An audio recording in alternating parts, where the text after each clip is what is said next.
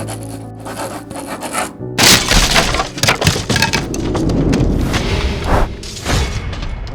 so excited for this coffee chat. We have Hala Alyan with us, who is a Palestinian American writer, clinical psychologist, whose work has appeared in the New York Times, Guernica, and elsewhere. Her debut novel, Salt Houses, was published by Houghton Mifflin in Harcourt in 2017, and she was the winner of the Arab American Book Award and the Dayton Literary Peace Prize. Her latest poetry collection, the 29th year, was recently published by Houghton Mifflin Harcourt. She lives in Brooklyn. Thank you so much for joining us, Hala. I'm so excited to have you. I have the books with me. I see that. Thank you so much. Oh, thank you for doing this. Yeah, of course. So I'm really excited for this specific discussion. It's going to be about your book, Salt Houses, which is a really beautiful novel that I'm sure so many people who are joining in have already read. And so I was wondering if you could start by sharing with us just some passages from the novel to give everyone a little taste before we get into the questions. Sure. I'm going to read a little bit from the Manad section towards the end of the chapter. I'm just going to read a few pages, and it's, I guess, for context for people who haven't read it. It is a multi-generational story. It starts in the 60s, goes to present day, and each section is written from a different family member chronologically as the years pass. And so this is I think this is the most modern, or one of the most modern sections. It's the great-great-granddaughter of the original matriarch of the story, and she is going back to Palestine for the first time in a couple of generations. And I just wanted to say before I started reading, I'm so grateful to Palestine Writes. I'm so grateful to you, Ayah, and to Susan. It's been so wonderful to have this opportunity. And I'm really grateful to everybody that showed up from all those different countries just to listen to us talk. So thank you. Okay. She's also just spent the night at a party in Yafa. Manad walks rapidly away from the party, her bare feet sinking into the sand. She walks past the boulders, past the men smoking, past the crowd, where people are still dancing, perhaps kissing, perhaps loving one another. It is late, she thinks. So late it is nearly early, and soon the sun will begin to rise. She walks until she reaches the cobblestone street, little pebbles piercing her feet. For 10, 15 minutes, she keeps moving until she cannot hear the music anymore, away from the beach, between the houses, until she finds a secluded-looking archway between two trees, and finally, she sits. Manad remains in that archway for a long, long time, as though in a trance, until the low thrum of the muezzin stirs her.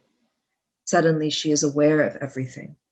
The sky beginning to lighten, her filthy feet, the growl in her stomach. Even the contents of her purse are jumbled around. Her phone has run out of battery. The fold of shekels that she tucked into her wallet is gone, but here, yes, here is the zippered pocket, the bundle of paper, and Manad pulls out the letters, her grandfather's letters, the ones her brother and cousin had found years ago, the ones that none of them were ever supposed to read. She opens them for the 100th time like an archaeologist afraid she missed something all along. She goes through the pages until she finds her personal favorite passage. Last night, it begins, I dreamed of refugees stealing rubble, a woman's braceleted hands, someone's eyes. I dreamed of the men in Zara, the camps, army bases all over America. I dreamt that the men met in secret rooms, unfolded maps and pointed, grooming for war, woke and stamped outside in boots.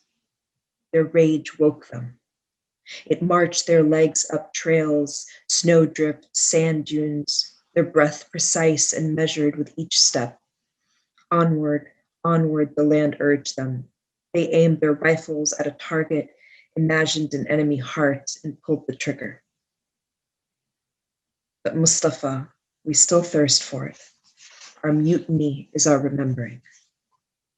Manad pauses for a second, the sound of a car in the distance, the purr of someone's engine distracting her. She returns to the page.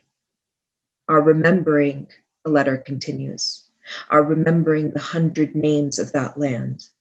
This is what it means to be alive. Finally, Manad packs the letters away and rises grimly, walks down the street until she finds an unopened storefront and pauses, checking her reflection in the glass. It is disheartening. Savage hair, drooped mascara, she scowls at her reflection. She walks the narrow streets, past shuttered beauty salons and bakeries until she makes a turn, and there, pale in the early light, the water waits. Yafa. There is that desire, that old wanting to say something, for someone to bear witness as she speaks. Bits of pebbles and shells pierce her along the sand, a cool relief as her toes touch water. She takes a deep breath. I've come here for no reason, she says aloud. The starkness of the words strike her as hilarious. She begins to laugh. No reason at all. The laughter takes on the edge of hysteria, and it occurs to her that she might be crying. Sobering, she walks along the shoreline, the water icy against her ankles. It is beautiful, all of it. The hastening of the waves, how the water gathers itself as though spilling white petals onto the sand. The sky has the colorlessness of moistened paper. It looks like it might tear. And the sunlight touches everything, spinning it into gold. Her tired mind alights on myths, Midas, Icarus, the stories she spent years memorizing, everything she has since forgotten. She sits, the water lapping her skirt, a testimony, she decides. On the wet sand, she writes letters with her fingers.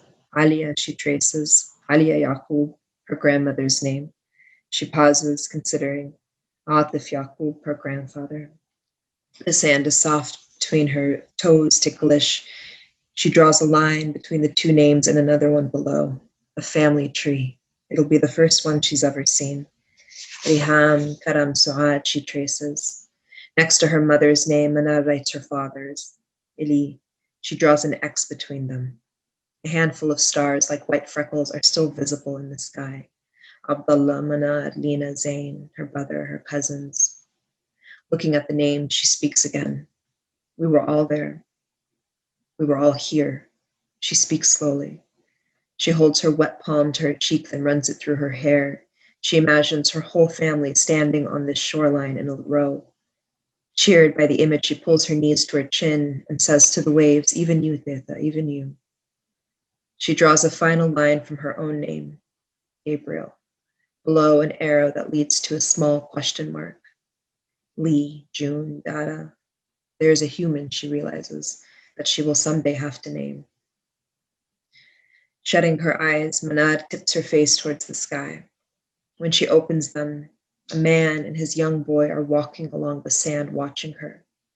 The man has a fishing net hoisted upon his shoulders, dirty gray knots. He is frowning, a mixture of disapproval and concern on his face as they walk closer to her. The boy's face is beautiful. He stares at Manad, openly curious. Yallah, the father nudges his son. He eyes Manad warily. And she is shaken with the desire to protest, to speak with the man in Arabic, but she can see herself through the fisherman's eyes, drenched, squatting in seawater, not a woman in the throes of revelation, but something peripheral, another unnecessary foreigner, ajnabiya, she can hear him thinking. This is what makes her drop her eyes. It is what pulls her up, rising unsteadily, the wet skirt clinging to her legs as she bows her head in apology. A large wave washes over the sand, the water eating her words, her family come and gone in this sea that belongs to none of them. I'm leaving, she says to the man in Arabic, Anaraiha. As she walks past them, she glances up only once. The man is still watching her, but his expression has changed. She nods, and the man nods back. That's it. Thank you so much for sharing that. Thank Every you. time I read this chapter or I hear you read this chapter, I feel like I need to take a deep breath I read it for the first time. I told you this. I read it for the first time Yes. in the airport. I just finished your book on my way to Palestine for the first time. And it was like a prophecy of the way we feel as diaspora. So I appreciate you putting words to that. Thank you. So I have some questions at the start, and I really I want to remind everyone who's in the audience that we have a Q&A session. So if any questions pop up for you, we'll definitely have time to answer them towards the end. So first, I want to talk about, this is a book that traverses many generations, but for me, the heart of it is really the women of the family. And so one of the things I'm most struck by is the relationship between them, particularly between the women who have lost someone, especially who feel a little bit left behind maybe by the men in their lives. Can you speak a little bit about the inspiration behind those relationships? Yeah, I mean, I think there's something about the experience of the Palestinian women that I know and the Palestinian women in my life that feels like it has an element of like, it's not, it's there's the mourning and the grieving and the processing the loss of like the homeland and all the identity things that come along with that. And I think there's an additional level, I'm speaking to the women that I know in my life, right? So I think there's an additional level of it that has to do almost with like the emotional tenor of the experience, where I feel like a lot of the women that I know that are Palestinian and in the diaspora seem to also strongly feel like an incredible amount of responsibility to keep certain elements of culture alive, to keep certain elements of like the family structure alive, to make sure that they are bringing the homeland onto these different like continents and different soils and different countries. Like it feels like there is it just feels like there's a tremendous sense of responsibility to keep that upheld. And so I was just interested. I mean, honestly, the quickest answer to that question is like, I was inspired by the Palestinian women that I knew, particularly like my grandmothers and then their like siblings, so great aunts and things like that generation, where I think they're just like tough as nails. And there's really an attitude of like, you put your head down and you find a way to like bring Palestine into everything that you're doing and everywhere that you go. And in the family and salt houses, one of the unfortunate ways that manifests is that people don't actually talk about the homeland very much. But it's definitely something that permeates like every aspect of their lives for generations. Absolutely. And I think that that's one of the really striking things about the book. And even from the first time I read it years ago, is how real all of the women are and how much they resemble even the women in my life. So I think that you absolutely captured that. It also seems like there's a lot of talk of pregnancy actually throughout the novel, and motherhood as a part of this longing from home. So I was wondering, do you think that their motherhood in particular impacts the way that they experience the displacement? And do you think that that is a unique part of the, Palestinian experience? I mean, I think it's probably part of diasporic experience in general. I think the difference in Palestinian diaspora with some other diasporas is the issue of access. The issue that for a lot of people in the Palestinian diaspora, there is limited accessibility to the homeland, right? So you can, like, I know a lot of people that belong, for example, to the Lebanese diaspora, but the ability to like fly in and out of Beirut, the ability to go home several times a year, it's just, there's a different level of accessibility and ease. I'm not saying it's necessarily easy, especially now in Lebanon, but that there's a higher level of accessibility.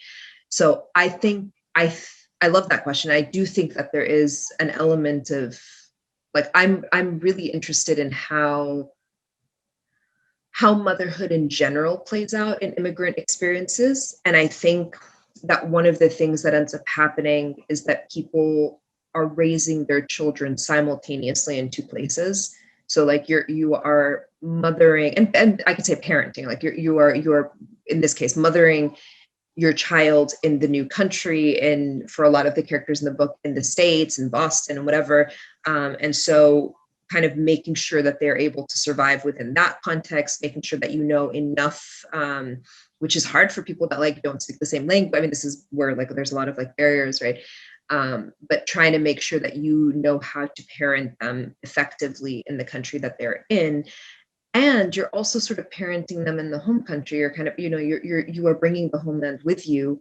And I think that there is a certain like nostalgic wistfulness that I know in a lot of the women that are mothers that are like, you know, are sort of raising their children in this like in between space of there's home and what like there's the new home and then there's the old home and then there's this like third created home space like this kind of borderland space of just basically being like, okay, there are elements of these two cultures, there's probably going to be some butting of heads just intergenerationally because that's what happens, right? So my experience, if I'm born and raised in Texas, is just going to be different than the experience of my parent who was like not born in Texas but came at like in their 30s, right? So I think that there is also sort of a nostalgia that I see of like, not only is there kind of the simultaneous parenting of like, you know, the code switching, maybe the speaking the two languages, making sure that you're keeping like culture and like, you know, alive through food and music and language and whatever. But I also think there is like, I know a lot of people, particularly older generations, that like are also always thinking about what it would be like to be raising their children or having raised their children back in the blood. Like I think there's some interesting like cognitive like code switching that happens there too, where you're both here and not here. And I think that's very much like an experience of diaspora in general. Yeah, I think that it's really interesting because I know for Manad in the book, and you know, I can speak to my own experience, there's moments where you think that you've lost something that you would have gained growing up in your homeland, right? But at the same time, between generations, these mothers are making decisions about what they want for their daughters anyway. Even within the first chapter of the book, we have her share, we have Selma have her reservations about certain ways, certain women who are right for the world, right? Totally. Yeah, I mean, the reality is, who knows how different it actually ends up being. But yeah, I mean, I think that that's something that you see that struggle happen regardless of what country the characters are in. Yeah, and with this half history that they're experiencing between generations, right? Because as you said, that they're not always talking about the homeland, it can become an imagined place, right? Like this, Absolutely. like I would be this way had I grown up there, not knowing that people who grew up there also have some of the habits that they would carry. Absolutely.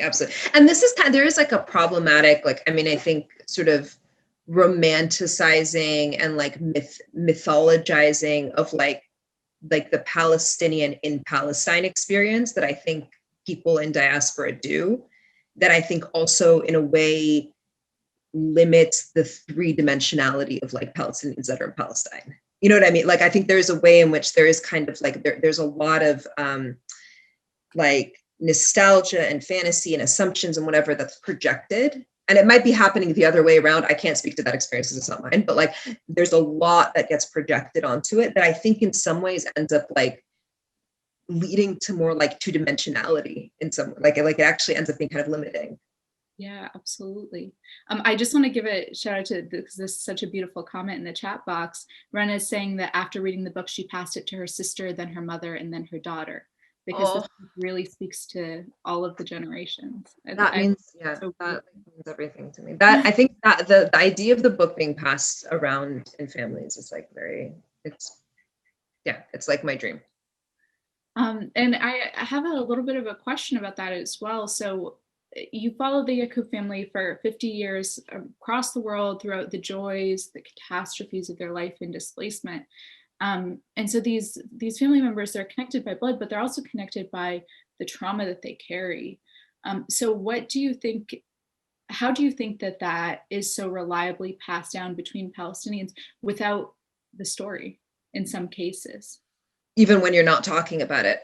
I mean, I think sometimes the things we don't talk about or put language to affect us even more than the things we do, right? So like, I think that like this book is an example of characters who for the most part, like leave Palestine and are like, we are not going to talk about this because it's like a grief that is like too unbearable and too huge, and the displacement is too big. And so you see a lot of characters who kind of are just like shut it down and don't end up having those conversations with their children, don't end up talking about it. And I actually think that it ends up like sort of that longing and that nostalgia and that desire and that grief festers in the dark. And so you see it pop up in different ways. So, I mean, the answer to your question is like, even if you're not talking about it, I think it gets passed down because it affects the way that you communicate. It affects the ways that you go about things. It affects the ways that you think about memory. It affects how like forthcoming you are. It affects how much you grieve, how silent you are, what you dream of, what you want. Like it affects everything, you know. I mean, at the end of the day, it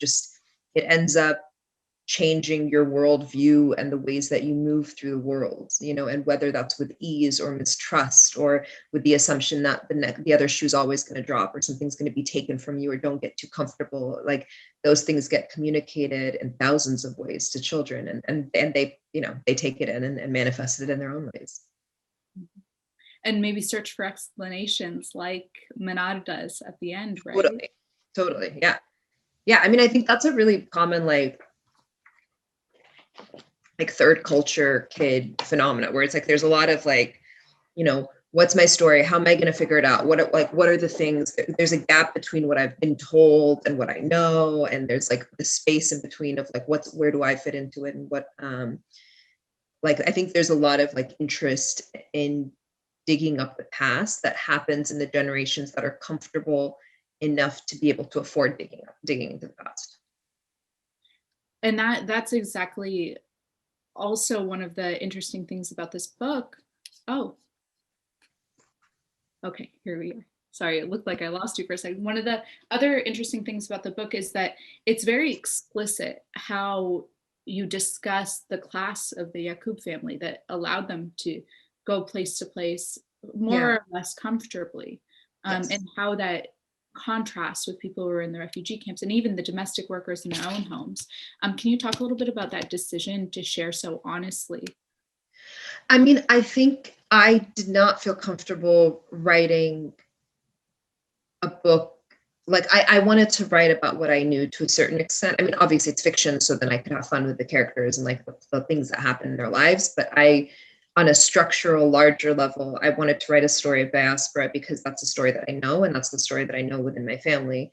And so for me, the only way these characters could be in diaspora and experience the multiple displacements that I wanted to show, and like to leave is a privilege. Like you need a certain amount of access and resources to be able to leave a place, and to be able to go from place to place and live in houses and live in like, you know, like apartments and whatnot.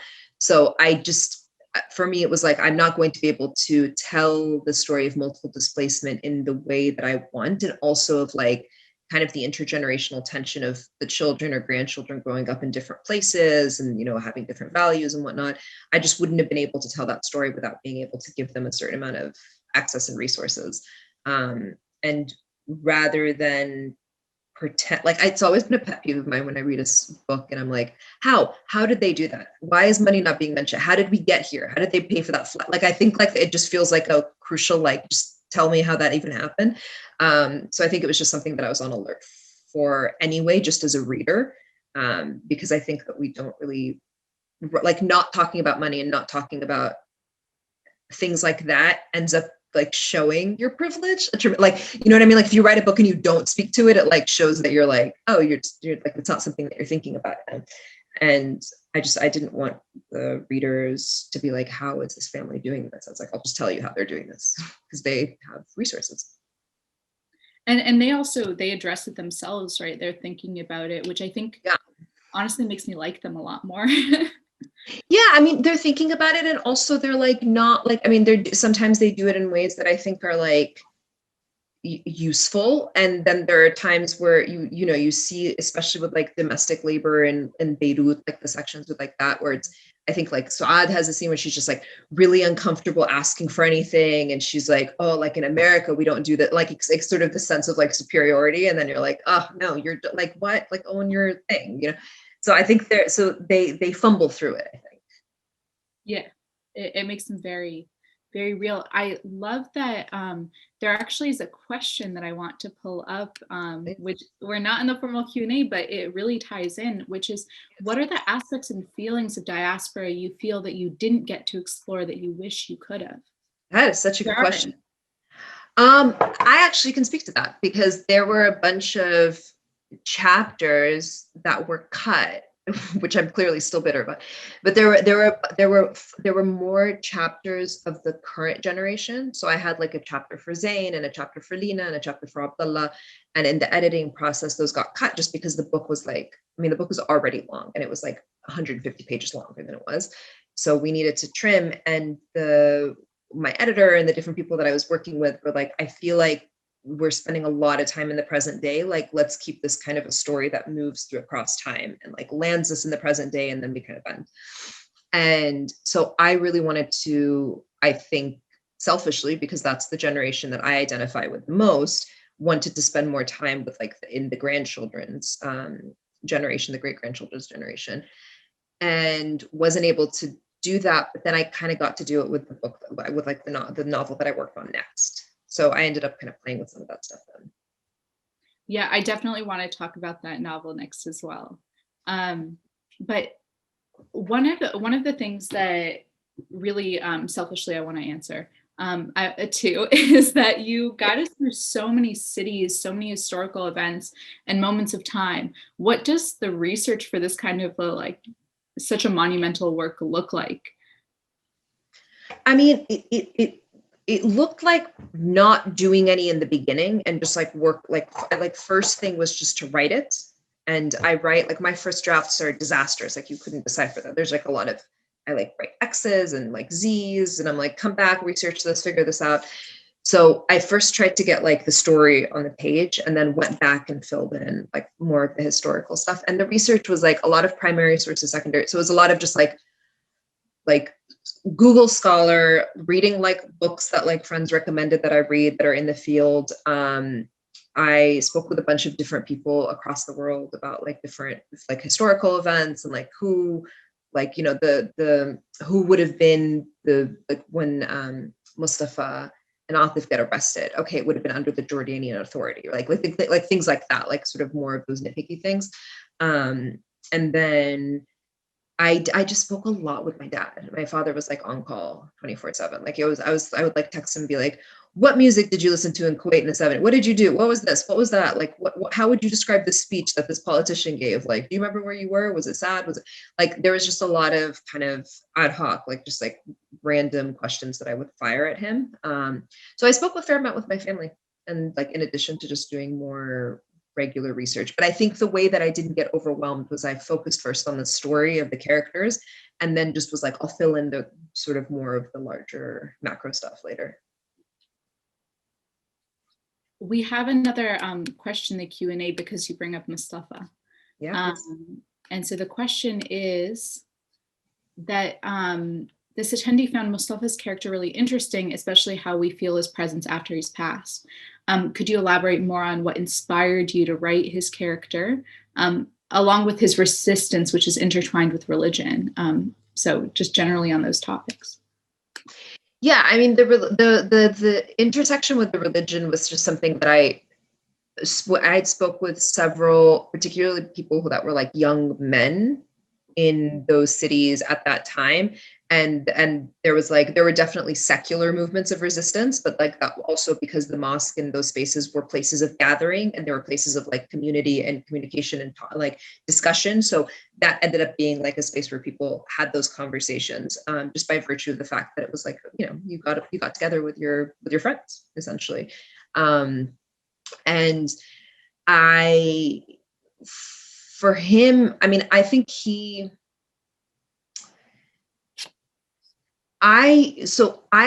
first chapter that I wrote, or the first thing that I wrote, was a short story, and that short story was about Mustafa. So actually Mustafa was the first thing I did with this book. And he was the entry point into the story, which probably explains why like he kind of haunts the novel throughout. He continues to be a presence all the way up until the end. I think I was very attached to him as a character, as the writer, and he was really the thing that hooked me into the family. So I wrote a short story about a young man pre-67 living in Nablus, starting to become more and more like kind of having a political awareness, a political awakening sort of, and trying to decide how he could be active.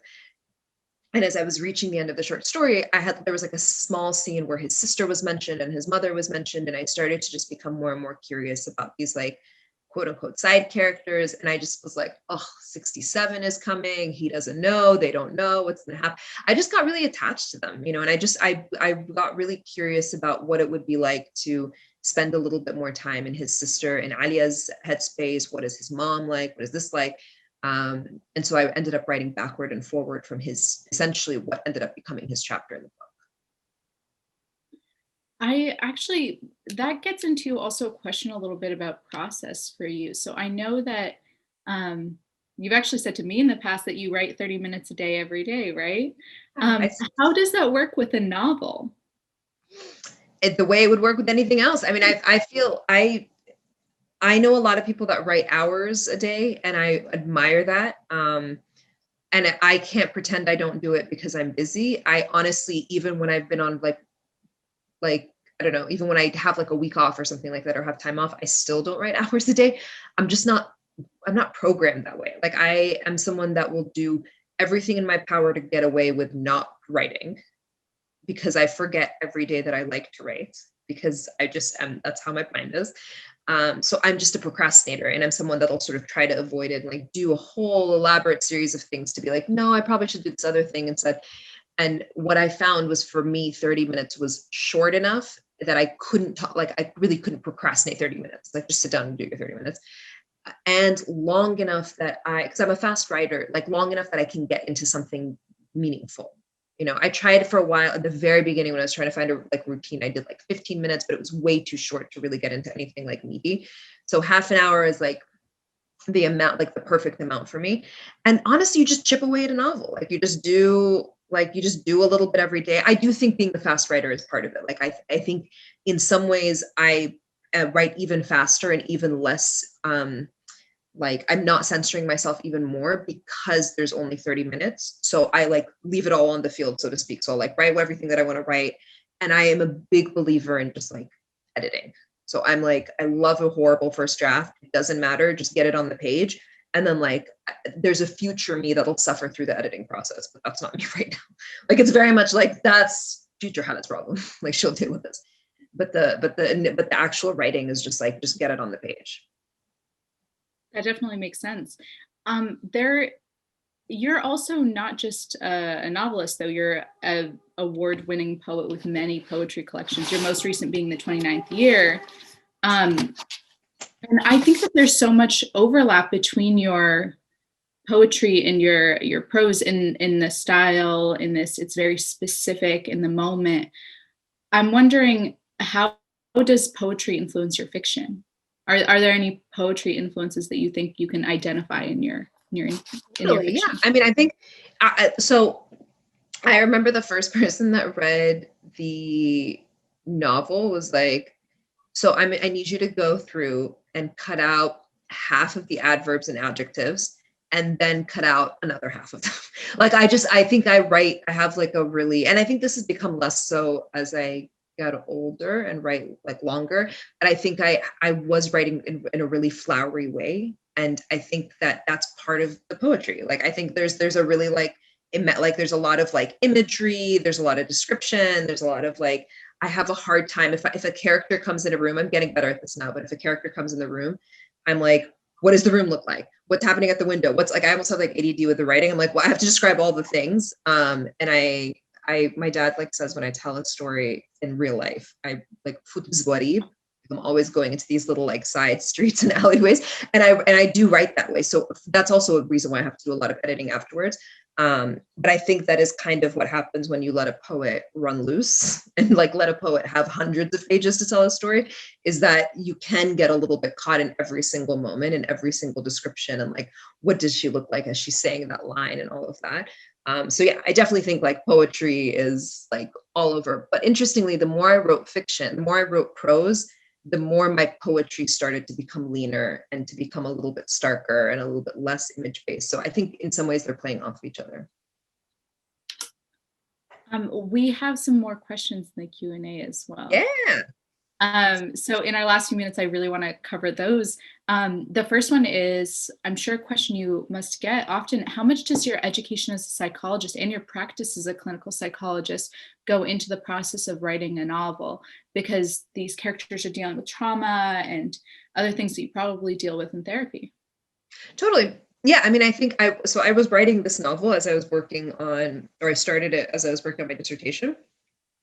And I was like wrapping up some of my training and starting to enter the world as a therapist. So I think I was learning a lot about trauma and intergenerational trauma and the different manifestations of it. So like, for example, learning that some people shut down and some people become much more activated. That helped me decide, make character choices with Atif. Like Atif is someone who is classic like PTSD, and the ways that he manifests it aren't necessarily the things we think of, but like sort of learning more about the different ways that things can manifest the symptoms.